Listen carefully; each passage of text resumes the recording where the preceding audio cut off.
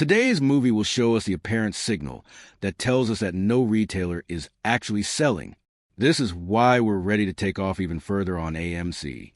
We'll also look at how some stories make the false claim that we're in a tight spot. You should watch the whole movie because I'll talk about how UBS was punished for FTDs, what that could mean for the APE FTDs, and more. API's 1 and AMC had a big day today. The first thing we should do is look at the map. At least I didn't think it would trend or stabilize this week. I thought we would have a test on the levels, and it looks like 8.24 will be our choice. We got home at 8.13, which is very close to that number. This is definitely helpful. First, let's talk about what the gathering today means. At this level, we first broke through a modest consolidation range. The level isn't very strong, so this break isn't very important. The second reason is that the market has gone above its September 7th low point. From a technical point of view, keeping the range between 8.24 and 8.84 will look pretty good for AMC. It is a great way to fight the pressure to sell, or at least the urge to go short. It will also definitely encourage more buyers to buy AMC. In the event that we fail, however, we shall most likely return to this consolidation band and rise above it once more. That's for AMC. This was something we talked about before the week even began. You would have made a lot of money if you started watching my Sunday Outlook videos and got ready for AMC before the weekend. We're up 12.3 points, and AP is also doing well today. We do want to reach this small consolidation level, which is between 3.35 and 3.43. As we already said, APE is a fairly new stock, so I don't have a lot of basic data to work with. This means that we don't really know where the supply and demand zones are.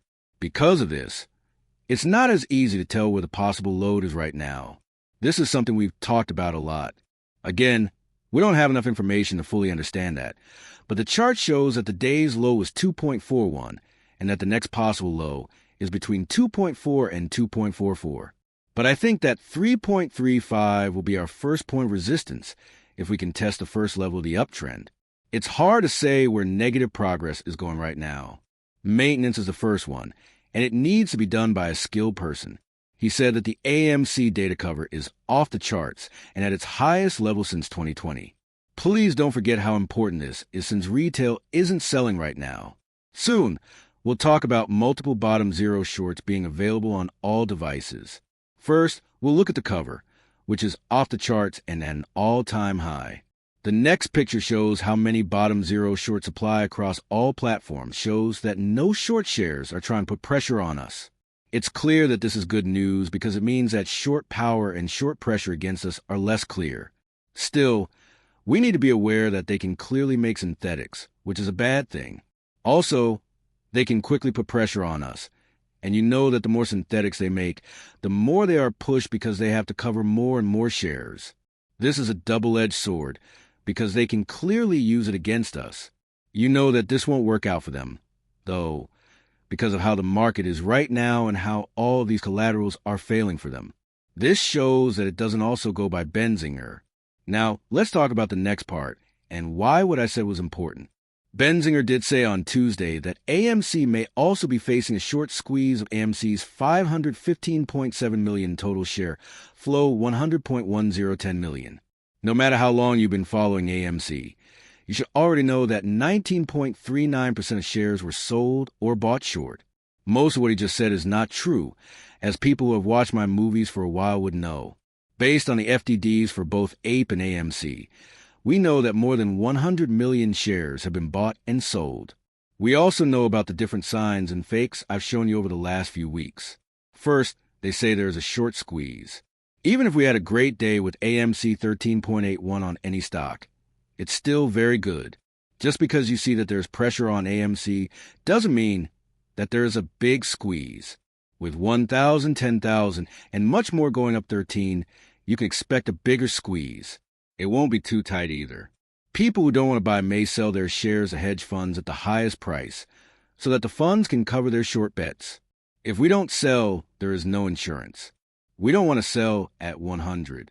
Our files are not for sale. We're not even setting our 10,000 yet. That's why they have short squid.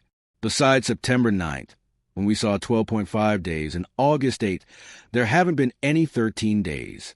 Oh, when we saw 18.8, 6.86. As of right now, they only have a 13-day candle, which could mean that if the short squeeze happens, the main goal is to get buyers to sell their shares by making them think, oh, this is the short squeeze. That's it. Let's get ready to sell our shares, because the first thing that happens is that other people follow suit. It is clear that this lowers the chance that the share price will go up in the first place. As a result, people think, oh, the squeeze is over now. The squeeze was fake, and they sell more shares. Based on this information, I think we need to learn more about this, because AMC thinks that Runan will be the next thing we look at.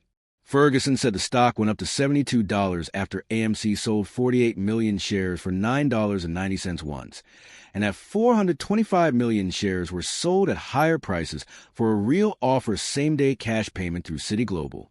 This time, the situation is the same, but there are more shares, so it's possible that even more shares will be sold at a higher price.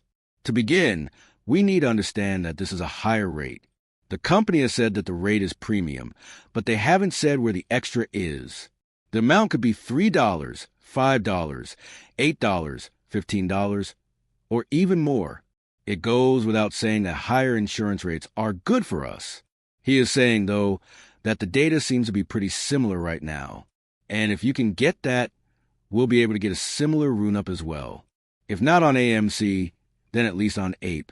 As I already said, APE is what makes the squeeze happen.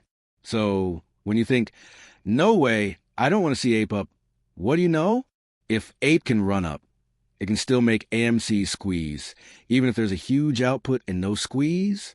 It goes without saying that this is very important, because Ox was given FT dubs for breaking several rules, which meant they had to pay $2.5 million plus $520,000 for years. You can still figure out what they did, even if the screen isn't very clear. But I want to talk about it because, as I said before, when apes fall, they're the first ones to land, which shows that FDDs can change. We don't know which companies use them for miss, though this doesn't mean I'm talking about FDDs, but it does mean that a business might be able to change the FDBs for a while. Of course, that would also be very important for FDD if it happened. Let's now look at what Peter Hunt said. Peter Hunt says I got some messy direct messages yesterday, and that people were worried about the price cuts on AMC and APE. To help with some of the instant stress, they had to buy Apple products on the green market, where the prices were much lower.